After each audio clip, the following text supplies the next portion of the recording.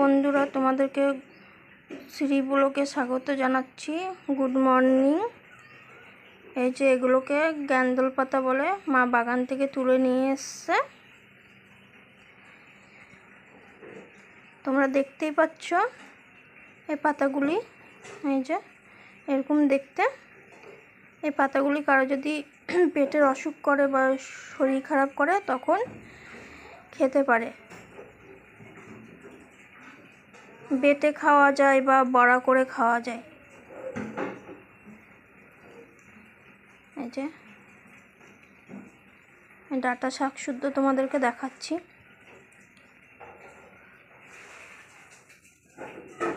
আমি জানি তোমরা অনেকেই গ্যান্দল পাতা সম্বন্ধে অবগত, কারণ তোমরা জানো যে গ্যান্দল পাতা একটা উপকারী শাক। তোমাদেরকে দেখাচ্ছি এই শাকগুলি। এগুলি যখন বড়া বানাবে তোমাদেরকে তখন দেখাবো।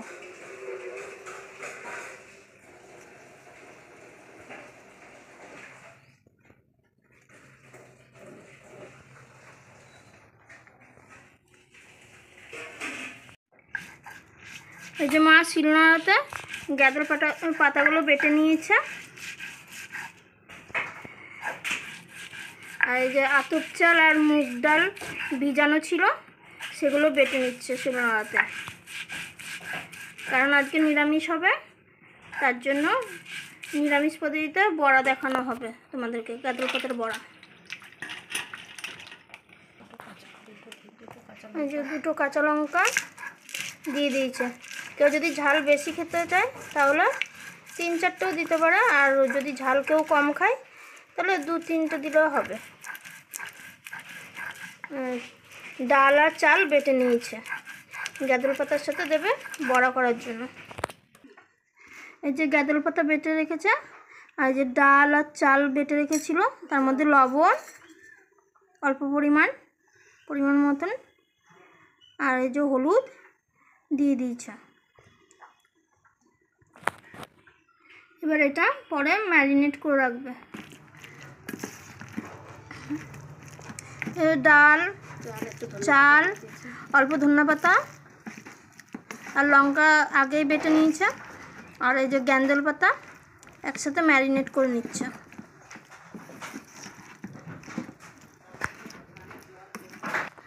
ম্যারিনেট করে 1-2 মিনিট রেখে দিয়ে তারপরে বড়াটা ভাজবে। এই যে কড়াইয়ে তেল গরম দিয়ে দিয়েছে।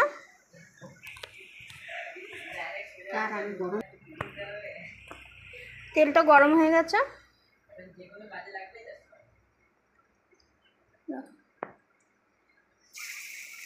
এবার গ্যান্দল পাতার বড়াগুলো ছেড়ে দিচ্ছি।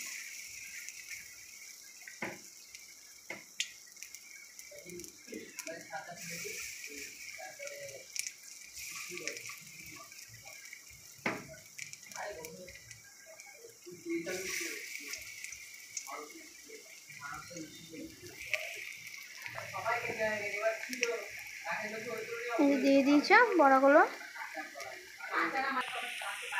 এই এক পাশটা হয়ে গেছে ভাজা হয়ে, আর উল্টে দিয়েছে। এই যে আর এক পাশটা হচ্ছে। এই যে বড়াগুলো হয়ে গেছে, এবার তুলে নিচ্ছে একটা একটা করে। তেল গরম হয়ে গেছে, পাঁচফোড়ন দিয়ে দিয়েছে। কলা আর আলু কেটে রেখেছিল সেটা দিয়ে তরকারি করবে। কলা আলু কড়াইয়ে দিয়ে দিয়েছে, আর নিরামিষ তরকারি করবে। অল্প পরিমাণ লবণ দিয়ে দিচ্ছে।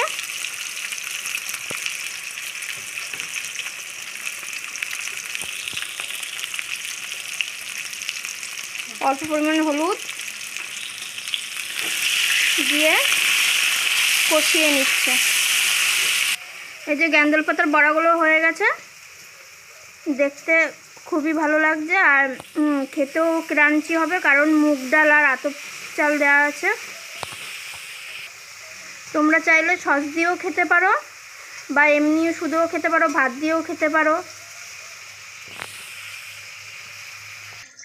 এই যে আদা, জিরা আর কাঁচা লঙ্কা বেটে রেখেছে, নিরামিষ তরকারিতে দেওয়ার জন্য। এই যে কড়াইয়ে দিয়ে দিয়েছে মশলাটা, দিয়ে আলু কলাটাকে কষিয়ে নিচ্ছে।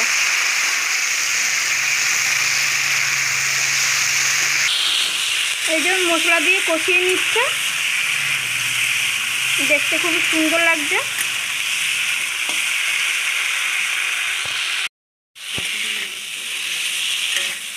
কষানো হয়ে গেছে, এবার অল্প পরিমাণ করে জল দিয়ে দিচ্ছে।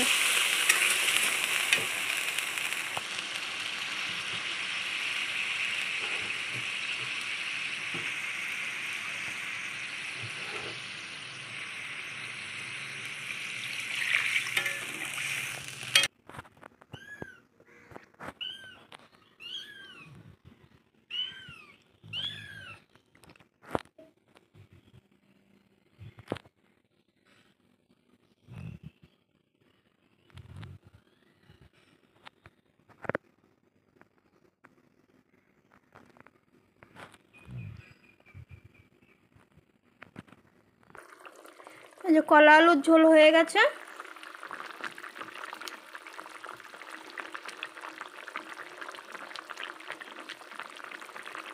এবার এর মধ্যে গাঁদুলি পাতার বড়াগুলি আস্তে আস্তে দিয়ে দিচ্ছে। এই গাঁদুলি পাতার বড়াগুলো দিয়ে দিয়েছি, দিয়ে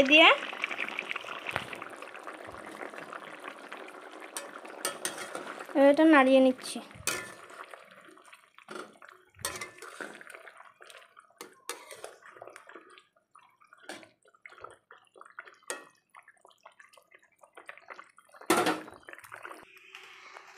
এই যে কলা আলুর ঝোল নামিয়ে নিয়েছে, গাঁদুলি পাতার বড়া দিয়ে রান্না করেছে। দেখতে খুবই ভালো লাগছে আর খেতেও খুবই ভালো হবে।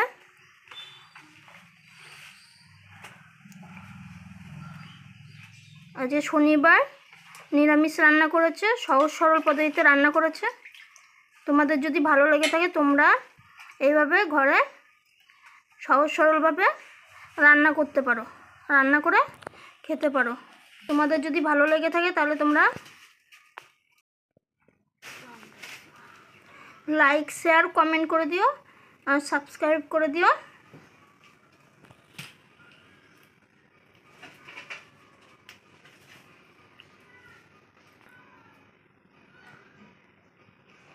এই বলে আজকের দুপুরের ব্লগটি আমি এখানেই শেষ করছি। তোমাদেরকে অসংখ্য ধন্যবাদ জানাচ্ছি আমার ব্লগটি দেখার জন্য।